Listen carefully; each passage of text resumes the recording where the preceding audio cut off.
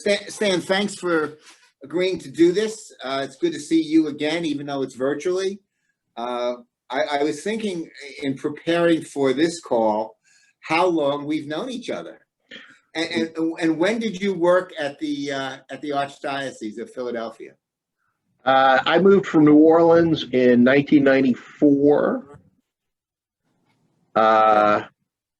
So we may not want to get into how long we've known each other. We can turn off the rest of the one component of the audience very quickly. But it's been quite a while, and it's been a good run. Yeah. We've known each other through several organizations and through several initiatives, all of which proved very successful and fulfilling. It's been great. So not to throw a curveball at you, but I'll use that baseball analogy. I like it. If you were going to do a kind of an elevator speech about Stan Retif, how would that go? What would be some of the things that you think are key to who you are? I would hope it would go something along the lines of, he's a fella who does what he says he's going to do. He will listen to you. He is someone that you can depend on. And he works very closely with the people in his employ and is committed to advancing them along with the organization.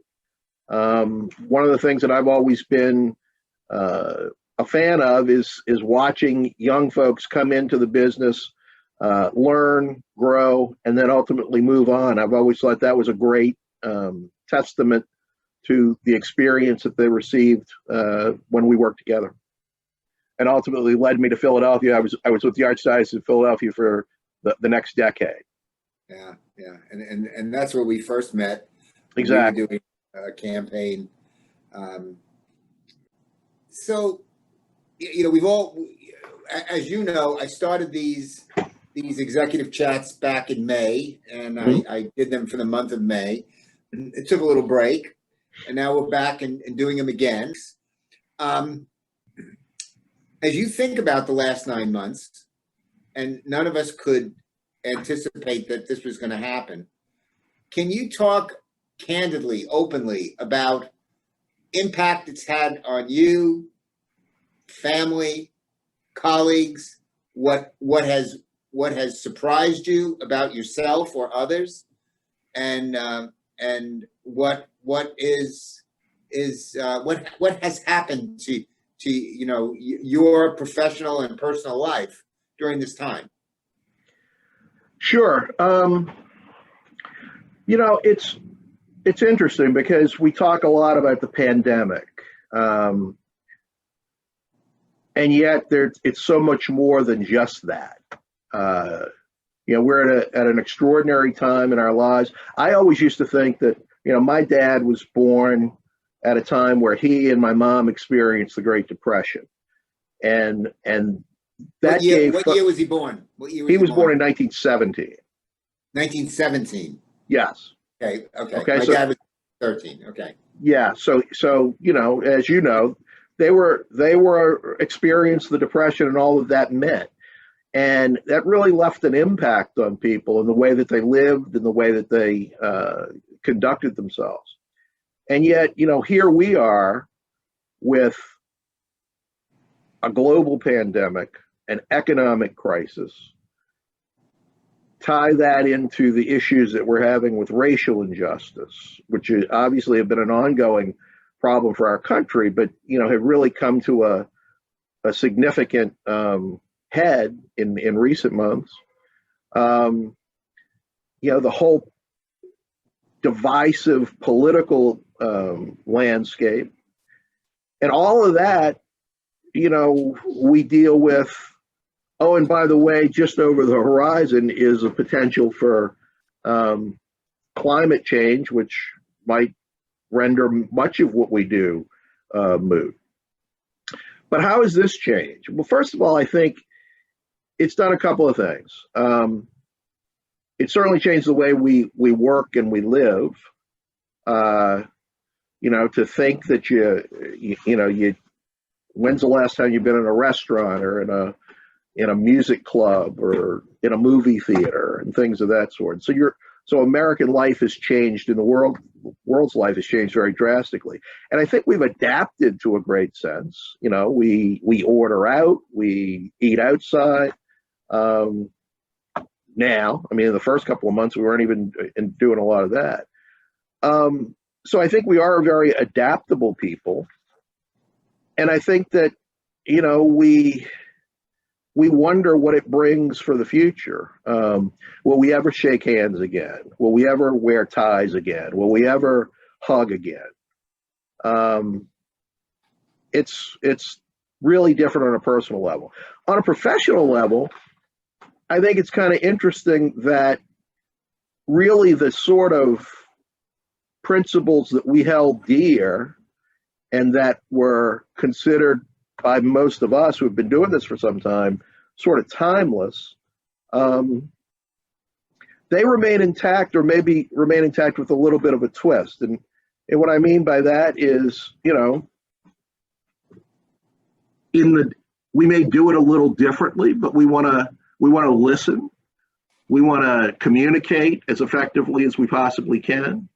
And that might not mean sitting in a room with somebody. It might not mean shaking their hand. It might not mean, you know, looking them directly in the eye. It means just what we're doing here on a screen. And it's different, but we have adapted and we've made it something that works.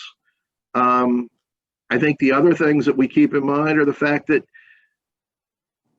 more so than ever before, it's not only important for us to be advancing our mission, but to understand the circumstances in which the donor exists.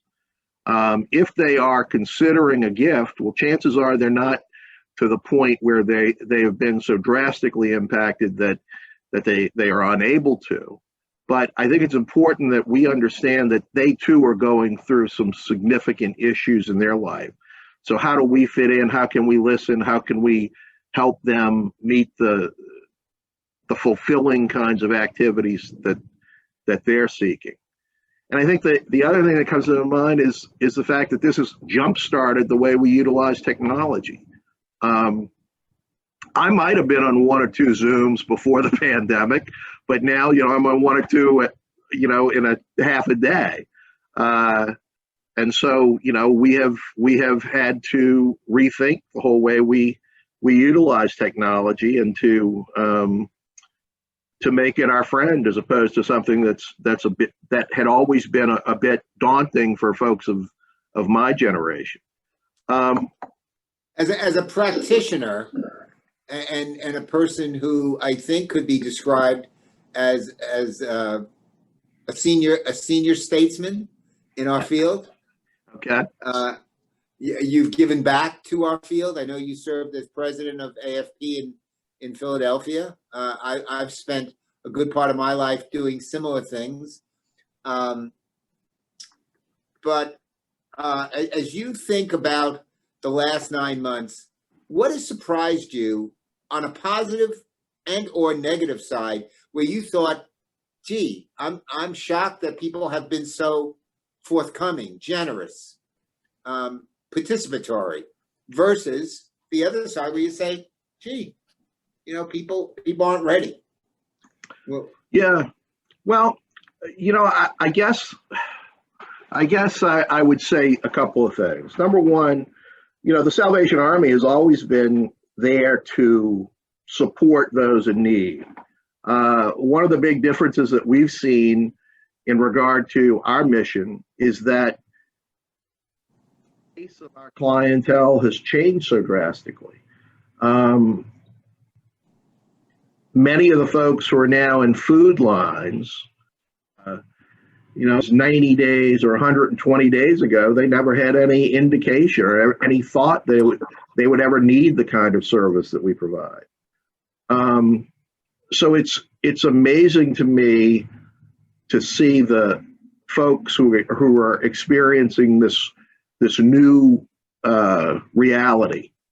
It's also amazing to see the effort of not only our core officers who, you know, these people, they're working 24/7 for the most part, making sure that people have enough to eat, making sure that people have a place to live, helping with utilities, rent, things of that sort.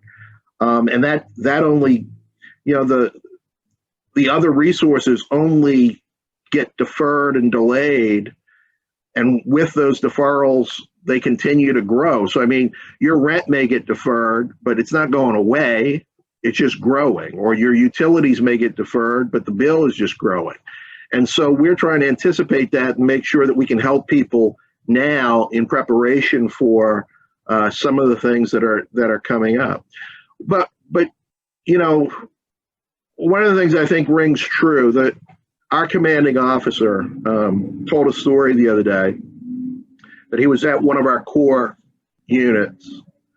And I don't know if he saw this personally or the officer told him about it, but there was a line of folks to get their food for the week or whatever it was.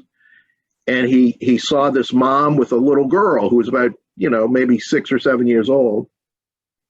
And the officer, for some reason, realized that there was something about this grouping of individuals. And so they got their box of food, but then he went in and he got a package of chicken and put it on top of the box. And the little girl's eyes got really big. And she looked at her mom and she said, "Mama, we're going to eat chicken tonight." And the colonel was just taken aback because, it was something that many of us might take for granted. And this little girl had obviously not had something like that in a while. And so, our world, most industrialized, one of the richest countries in the world, and we are facing these kinds of issues. It really drives the mission home, and it helps you realize that you never know who is going to be on the receiving end. You never know the impact that your efforts are going to have. But what we do without discrimination is pretty important to the lifeblood of this nation and the world, actually. Has the political environment impacted anything surrounding the Salvation Army? The political environment. We try to stay out of that. Yeah, as most do. Right. And, I think that, our main headquarters right here in Philadelphia are on Broad Street. So it's a main thoroughfare. So when we were having the marches and whatnot, yeah, they would come right in front of our building. Right. And I think early on, our commanding officer sort of set the record straight in terms of how we should respond. As the march was going by, he walked out of the front door and he knelt while the march went by. And, I thought that statement spoke volumes for, the kind of man he is and the kind of organization that we are. So as far as the other goes, we right now we're involved in our campaign, which we call Rescue Christmas, because this is going to be such a tough time. There's going to be fewer opportunities for us to do the iconic bell ringing and whatnot. There's going to be less foot traffic at the box stores and whatnot. But it's an opportunity really for us to understand that we're here, the need's there, the need's greater than ever, and it's incumbent upon us to do whatever we can to make sure that we get through this. You showed me, or you sent me a copy of that video that was pretty powerful. The music was beautiful. Yeah. The visuals were great. Yeah. Well, the neat thing about the Salvation Army, George, is no matter who is watching this right now, if they make, if they want to support the Salvation Army, it impacts their community. So we are totally zip code driven. We provide service in every zip code in the United States. And if someone makes a gift in a particular area, their dollars go directly to the zip code from which that emanated. So it's a worldwide organization, but in many ways it's a very local organization. Yeah, yeah. This was probably the most that Stan Retif has ever given to me in terms of a conversation. And I want to thank you for that. I really greatly appreciated getting a kind of a window into who you are differently than before. So it's great, and I can appreciate. Well, George, there are good folks and bad folks in every industry and every walk of life, and in my mind, you've always been one of the good guys. So it's a pleasure to sit with you and have an opportunity to chat and to visit. So thanks for the opportunity. Thanks. Appreciate it.